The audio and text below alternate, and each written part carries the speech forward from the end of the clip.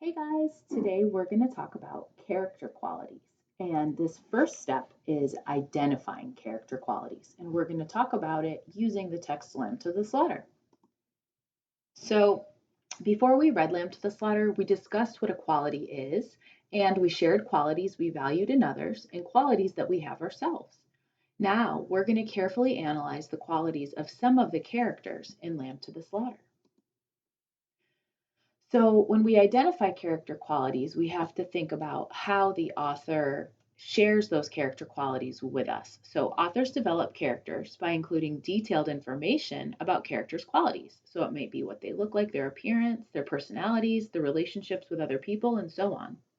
In a story, a character's qualities affect the plot because they often determine how the character will respond to situations and conflict, and so it'll make the problem better or worse. A simple way to collect information about characters is by paying attention to what they say, what they do, and how they're described either by the author or by other characters in the story. So here's what that might look like. For example, let's take this section where Mary goes to the grocery store and she talks to Sam. Sam says, "Why, good evening, Mrs. Maloney. How are you?" "I want some potatoes, please, Sam." "Yes, and I think a can of peas." The man turned and reached up behind him on the shelf for the peas. "Patrick's decided he's tired and doesn't want to eat out tonight," she told him. "We usually go out Thursdays, you know, and now he's caught me without any vegetables in the house." "Then how about meat, Mrs. Maloney?" "No, I've got meat, thanks. I've got a nice leg of lamb from the freezer." "Oh, I don't much like cooking it frozen, Sam, but I'm taking a chance on it this time. You think it'll be all right?" "Personally," the grocer said, "I don't believe it makes any difference. You want these Idaho potatoes?" "Oh, yes, that'll be fine. Two of those. Anything else?" The grocer cocked his head on one side, looking at her pleasantly. "How about afterwards? What are you going to give him for afterwards?" "Well, what would you suggest, Sam?" The man glanced around his shop. "How about a nice big slice of cheesecake? I know he likes that."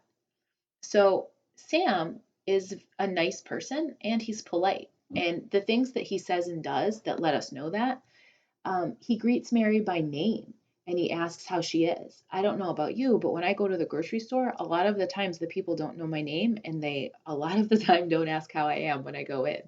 But he takes the time to do that for his customer, Mary. He makes sure she has everything she needs.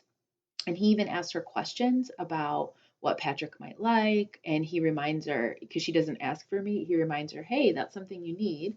He's really looking out for her. And so you can tell that he's a very nice guy and he's very polite in the way he asks and speaks to her. And then the author directly describes Sam as being pleasant. And so being pleasant really means nice. So all of those things together let us know that Sam is nice and polite. So what y'all are going to do is analyze the characters using this chart.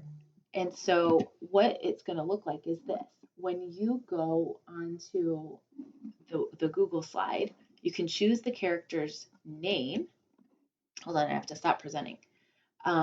You can choose the character's name and you'll be able to move it to the row. And then you can select the trait that belongs to that character and move that to the correct place. Then you can I'm just left clicking on this to move it. You can left click on the text evidence that shows it right there.